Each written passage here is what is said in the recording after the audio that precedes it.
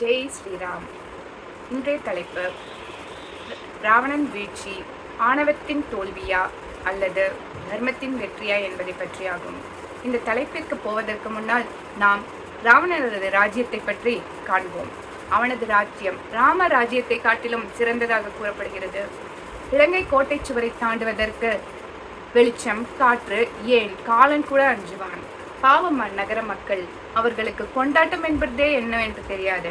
ஏனெனில் அவர்களுக்கு துக்கம் என்றால் என்னவென்றே தெரியாது. துக்கம் என்று ஒன்று இருந்தால் தான் கொண்டாட்டம் என்ற ஒன்று இருக்கும். அவன் நகரத்தை சுத்தம் செய்வது தேவாதி தேவர்கள்.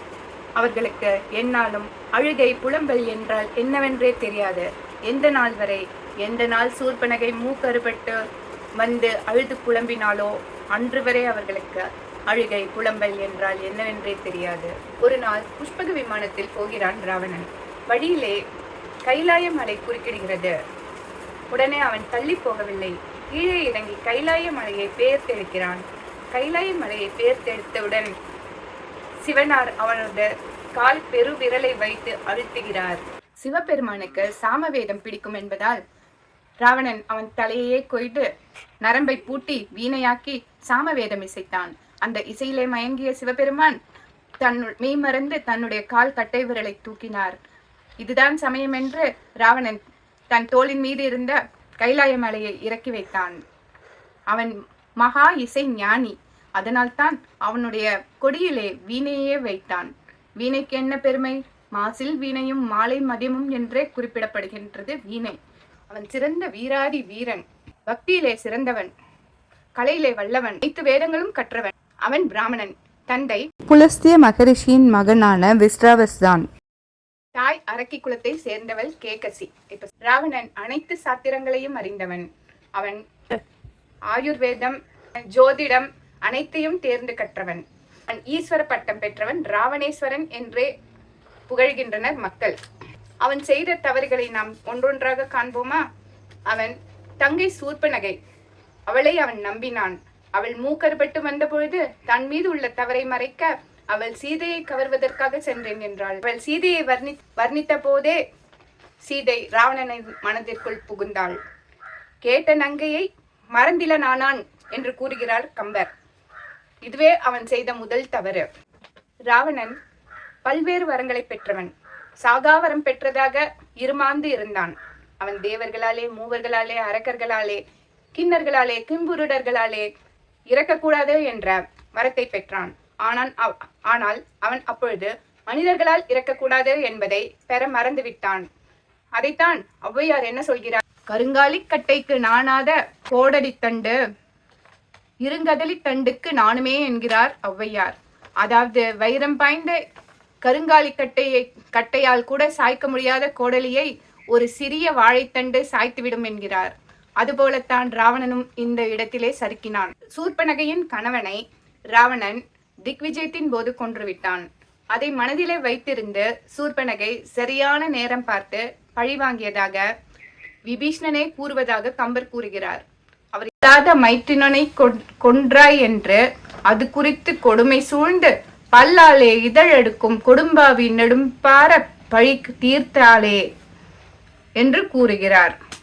ராமன் தாடகை வதத்தின் போது தாடகையையும் சுபாகுவையும் கொன்றான். ஆனால் மாரீசனை விட்டுவிட்டான். அந்த மாரீசனிடம் ராவணன் போய் எனக்காக நீ மாயமானாக போ என்று கூறி அவனை துணை கொண்டான். இதுவே அவன் செய்த இரண்டாவது தவறு. மூன்றாவதாக சீதையை கவரப்போகிறான் ராவணன்.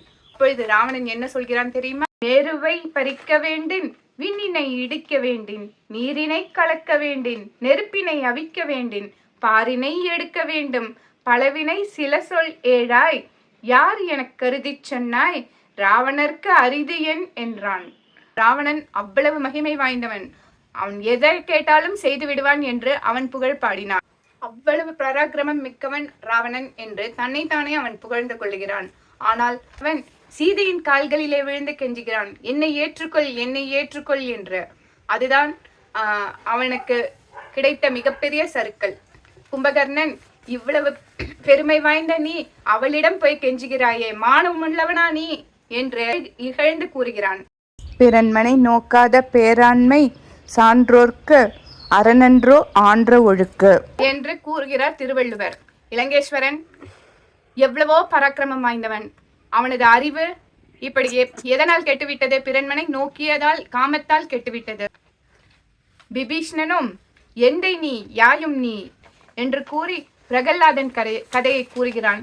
இரண்யன் எவ்வளவு ஆணவத்துடன் இருந்தான், கடைசியில் அவன் கதி என்ன ஆனது என்று எடுத்துரைக்கின்றான். இருந்த போதிலும் எல்லாமே செவிடன் காதில் ஊதிய சங்காயிற்று. ராவணனுக்கு எதுவுமே தலையில் ஏறவில்லை. அவனிடம் ராவணன் மிகவும் கோபப்பட்டு அவனை விரட்டி விடுகிறான். விபீஷ்ணன் தர்மத்தின் பக்கம் நிற்கின்றேன் என்று கூறி ராமனிடம் சரணடைந்து விடுகிறான். ஆனால் கும்பகர்ணன் செஞ்சொற்று கடனுக்காக என்னால் அண்ணனை விட்டு வர முடியாது என்று கூறி ராவணன் பக்கமே நின்று போரிட்டு மடிகிறான். அற்றதால் முகத்தினில் விழித்தல் ஆரிய பெற்றனன் விடை என்று பெயர்ந்து போயினன்.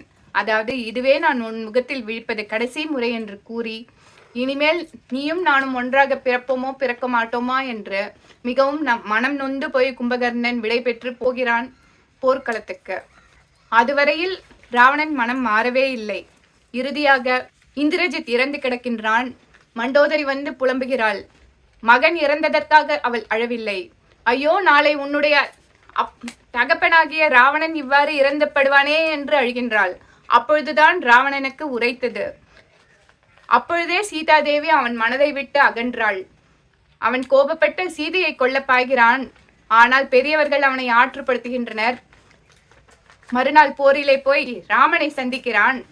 அப்பொழுதுதான் தெரிகிறது அவனுக்கு வந்திருப்பது ராமன் அல்ல, 4 வேதங்களின் நாயகன் என்று. அதனால் அவன் என்ன நினைக்கிறான்? ராமனின் புகழ் இருக்கும் வரை நம்முடைய புகழும் இருக்கும்.